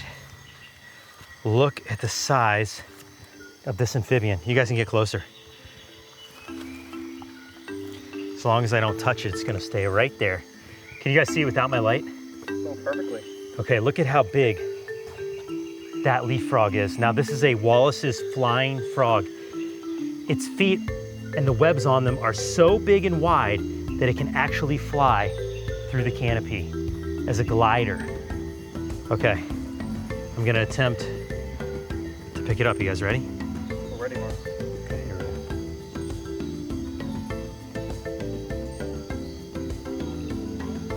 Oh, wow. Okay. Check that out. How cool is that frog? Let me see if I can get it to just crawl on me.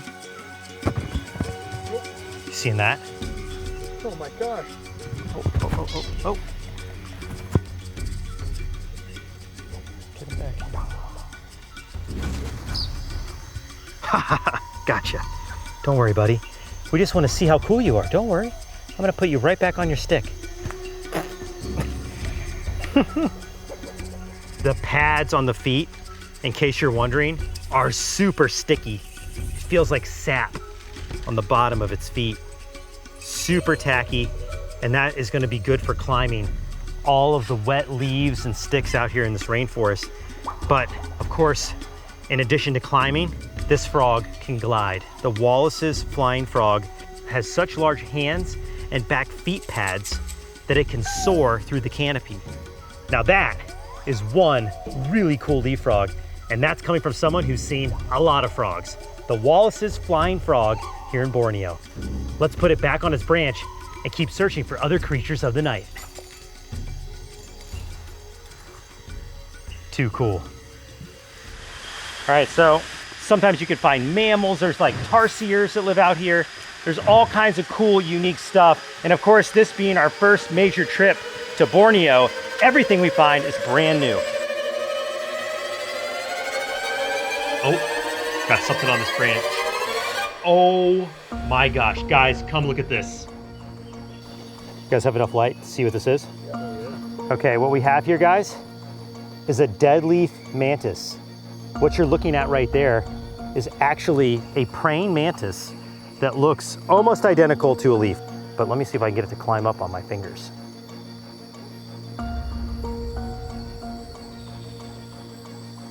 Oh yeah. Now you can see it. Whoop. Oh, it's a hopper.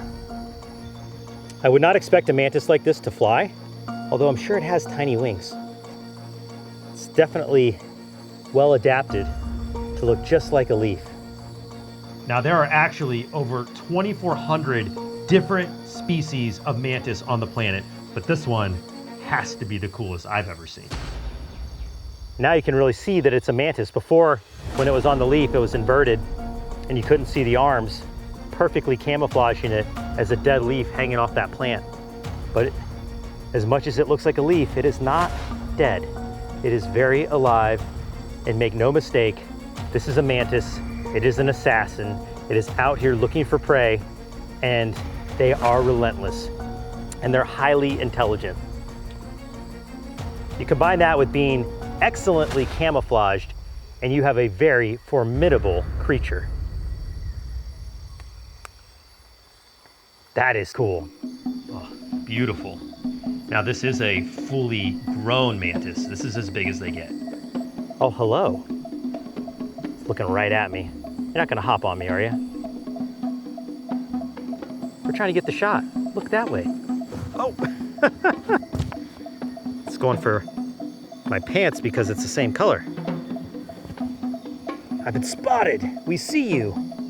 I mean, you can even see on its back just like the striations of the leaf and like the dead spots. I mean, it has so many little particular details that make it look like a leaf. A truly remarkable adaptation. Andrew, have you ever seen anything like that? No, that's so well camouflaged. I don't know how you saw it. Well, I saw it because it's on this bright green leaf, so it wasn't the best spot to hide for this leaf mantis, but you could see if it was down here in the leaf litter how it would just disappear. Actually, let's do that. Let's let it go and put it in the leaves and see how it just disappears. Ready? Look, you just put a few leaves around it. Just like disappears in the leaf litter.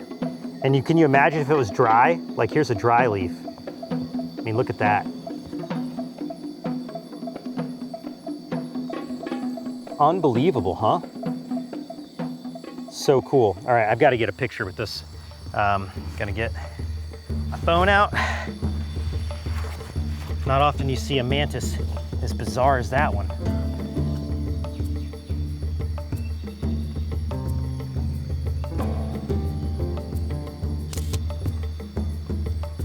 You know, I've seen a lot of interesting mantis over the years, but I cannot recall one as cool looking as this. I had to paddle out about 1.5 miles from the marina here on the South Shore, just south of Boston. And now we're on foot because the water is way too shallow to paddle. We're going to park the kayak just up here and try to anchor it so it doesn't float away. Hopefully the tide doesn't come back in before we get back to the kayak. That would be a bad day. I'd be swimming 1 mile back to home. Kayak all the way up, grab our backpack, and we are going to head off on the greatest clamming adventure you've ever witnessed. Well, at least I hope. All right, here we go.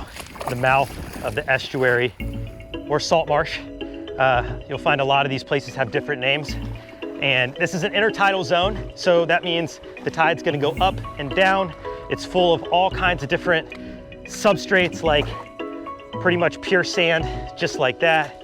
And if you just walk a little further up here, it gets very organic and rooted, almost like a mossy mud. That's what's really cool about this environment. There's a lot of different looks. And this different substrate from spot to spot is also going to provide environments for a lot of different kinds of animals. But today in particular, we are looking for this soft-shelled clam. This is gonna be a little tricky to get down. Oh boy. Whew, here we go, into the adventure. Whoa, whoa, oh yeah, oh yeah. Whew. Oh, here's a crab. What do we have here? Look at this guy. All right, there we go. First creature of the trip. And this one is familiar if you've already seen our tide pool adventure in New England, which we recently released. And let's count them. 1, 2, 3, 4, 5 spikes on each side of the eye. Pop quiz, what kind of crab is this?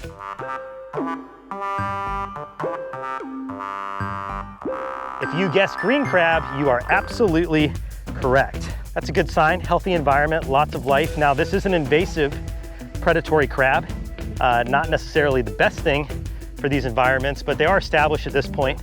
And anytime you're looking for animals and you see other creatures, that's a very good sign. So I'm gonna let this crab go and we're gonna talk about this. This is no longer a living bivalve, but it was recently. This is the Atlantic version of a razor clam, so they're also called jackknife clams. These are some of the fastest bivalves that live in this environment. As we get more into this estuary, you'll see there's going to be more and more shell debris around because there are a lot of things out here in this environment that eat these bivalves. This place in particular has a high concentration of soft shell clams, today's target species. And I can see what we're looking for just ahead of us. Woo. All right, everybody. We finally made it.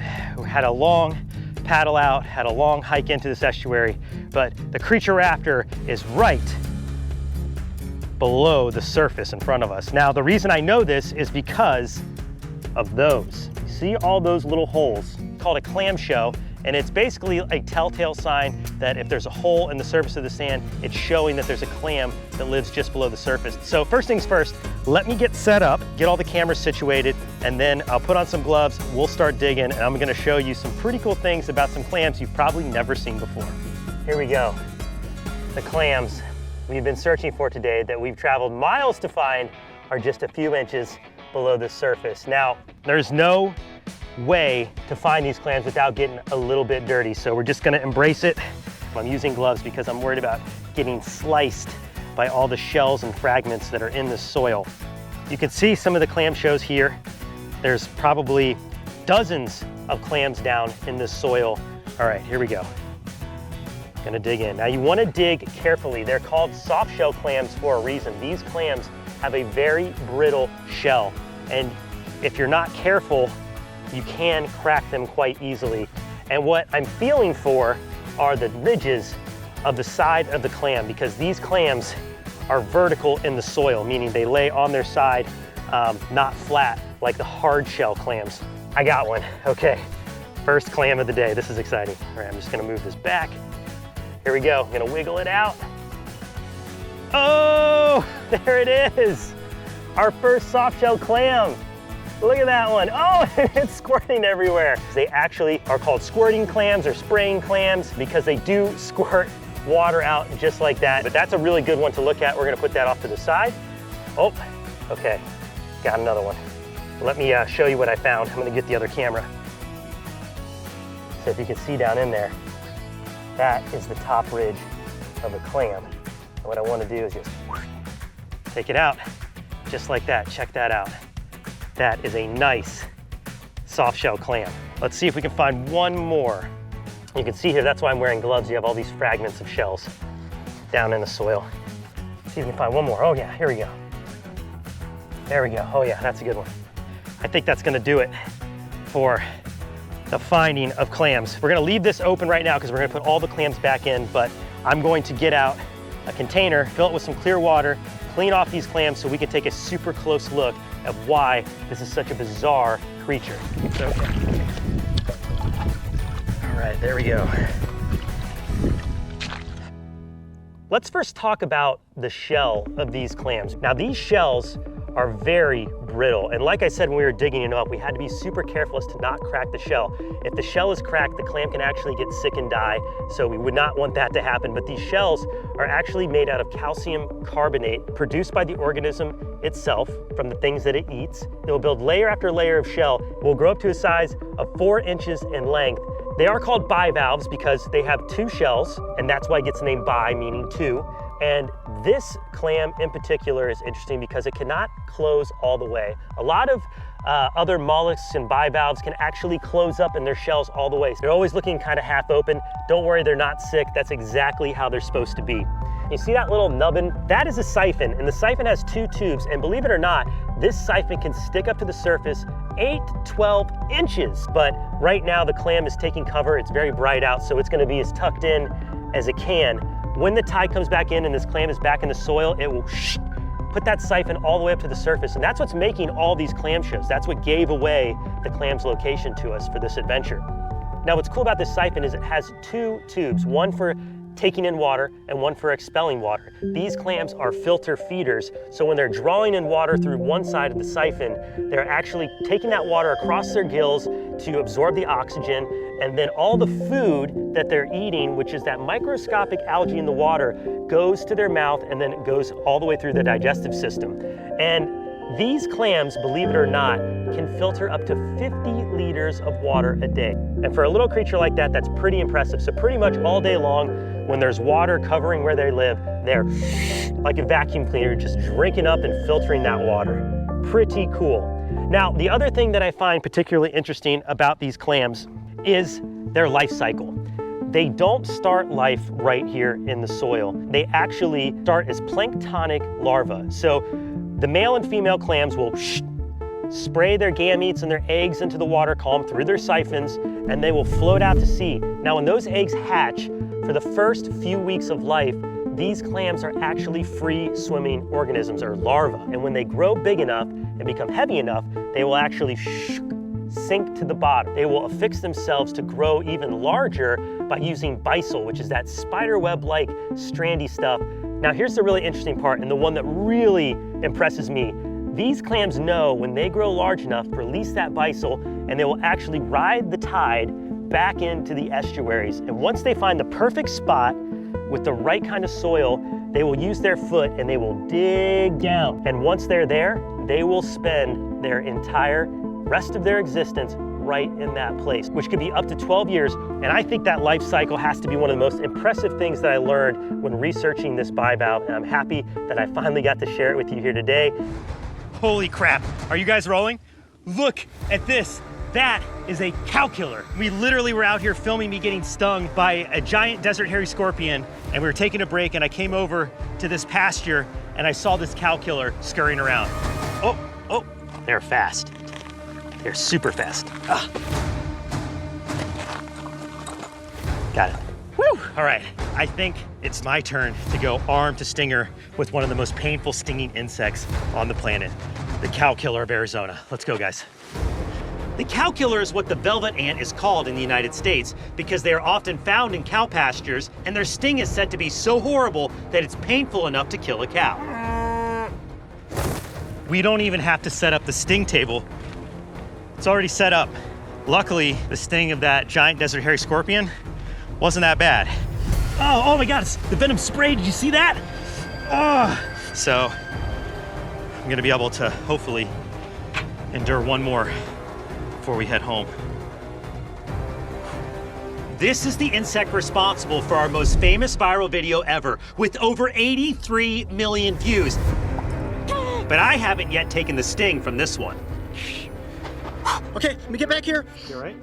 And not only am I going to attempt this sting test, but I will also be putting the most famous sting in Brave Wilderness history on our brand new and improved Bite Sting Index, where I will rank this sting on intimidation, pain, and aftermath, ranking each from 1 to 10, and then taking the average score to see where the cow killer falls on the official Brave Wilderness BSI. So the first impressions of this cow killer, which is a velvet ant, is that it looks a lot different than the cow killer that stung coyote years ago. It has the exact same patterning and fur, but instead of a red abdomen, it has almost like a burnt orange coloration. And that's the cool thing about velvet ants. They come in a variety of shapes, patterns, and colors. And velvet ant species can be found all over the Americas, but I happen to think the ones here in the southwestern United States are some of the coolest looking of all the species. It's called a velvet ant, but it's not a species of ant at all. In fact, it is a wingless wasp. The males of this species actually have wings and fly around, but they don't have stingers. Only the female velvet ants have stingers, so we know because this one doesn't have wings, it's definitely gonna be able to give me a sting. Now, I have been stung by another species of velvet ant before, the panda ant, where I was the first person to ever document being stung by this species down in Chile. Ah! Ooh, yeah, okay. Definitely took a really good sting and a bite. Ah! I saw a lot of the comments. People were asking, hey, how does that stack up to the velvet ant in Arizona? And I didn't know because I've never been stung by one. Well, I'm about to find out, and so are all of you. Oh man, the reality of this just set in. I have the sting kill out. I will treat this sting with the sting kill as well. This is not a paid ad. This is just something I'm curious about. Of course, I've got an EpiPen just in case I have any kind of crazy allergic reactions. This is a first aid device that will help me get to emergency medical attention should I need it. Hopefully this is just a lot of pain and we don't have to go down that route. And with that, let's get a look at the stinger of this insect. So this is always the tricky part, getting a grip. And they're called the indestructible insect because their exoskeleton, their body, is so strong. It is way stronger than most insects. So I'm not gonna be able to crush it or hurt it whatsoever. Oh, you guys hear that? I already heard something that I was curious about. These insects have the ability to actually emit a squeak that's called stridulation. It's a warning distress signal, an alarm siren, if you will. And this one, I just heard it. Hear that? You guys hear it? Get your cameras close. You'll be able to hear it. Not quite as noisy as the panda ant, but you can definitely hear it. But don't worry, I'm not hurting this insect at all. Now the stinger, look at how long it is. Oh my gosh, look at that stinger.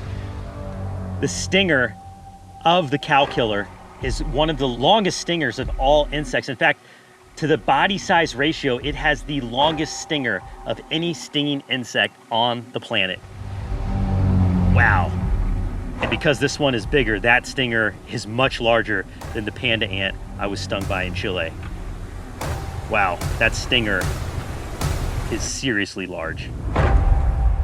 Okay, I think it is time to test out the sting of this fuzzy little insect. Are you guys ready? We're ready. Okay, first thing I want to do is I want to attempt to let the cow killer sting me on its own. In order to do that, we're going to put it back in the container, and I'm going to just place it right on the usual spot. On 3. 1, 2, 3. Oh boy, I can feel the fuzz.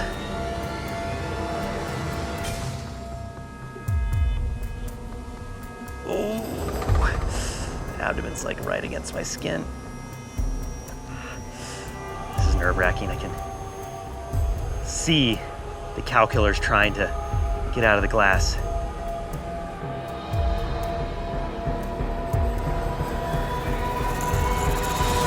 Just as I thought, not gonna sting on its own. Here we go, I'm gonna flip it over. Woo! All right, hang on. Woo. That'll get your nerves going. Woo. Okay.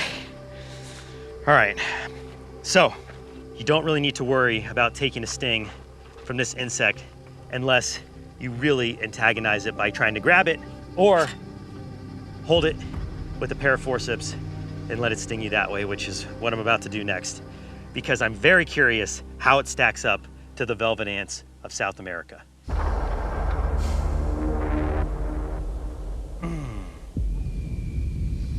Moment's setting in, and I'm actually gonna take a sting. All right, let's get a good grip. Just gonna get it right on the back there. There we go. Okay, it's getting warm. She's getting fired up. You can see where I had the glass placed earlier to prove that she wasn't gonna sting on her own, but she's definitely gonna sting me now. That stinger is firing. You guys got your shot? I'm gonna do it right in the center of that sting zone. All right, I'm Mark Benz, and I'm about to enter the sting zone with the velvet ant, the cow killer of the Southwest. On 3, 1, 2, 3. Ah, she's biting me. Nothing yet.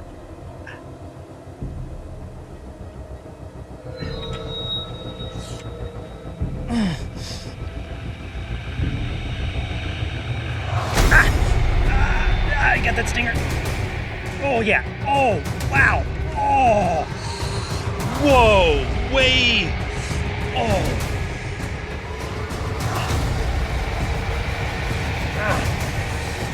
Yeah, stinger's in.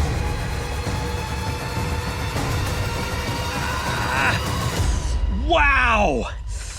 Yeah, that is way worse than the panda ant. Way worse. What's it feel like, Mark? Oh, it burns. It really burns. Here, I'm gonna put her back. Yeah, that burns. That definitely burns. She nailed me right there.